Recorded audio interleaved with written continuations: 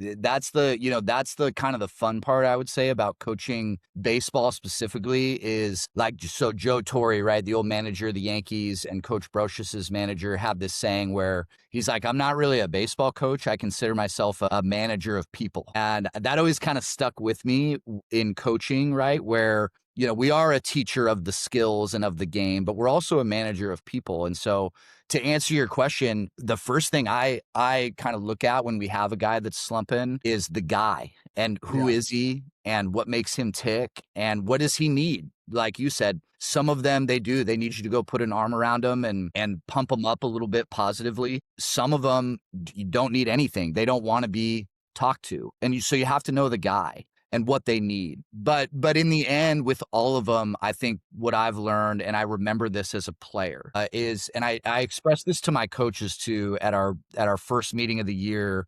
I always reminded our coaches, like, don't ever forget how hard this game was as a player. And so when we coach, we can be tough and we want to push them, but operate within that mindset that we remember how hard this game was, because we've all been there, right? And that's the key, is whenever I have to have that conversation, that's where I start with is, hey, been there, man. I mean, know exactly what you're feeling. And so I try to stay positive. I think that's huge, because you have to remember that your guys are always going to be their own harshest critics. Like, the voice Yeah. within their head is the loudest. So that's where I just try to come in and I try to act as their reminder that, hey, you're a good player, man. You're a good player. You're going to get through it. Just keep battling, slow the game down, one pitch at a time. And so I just try to be more that voice for them.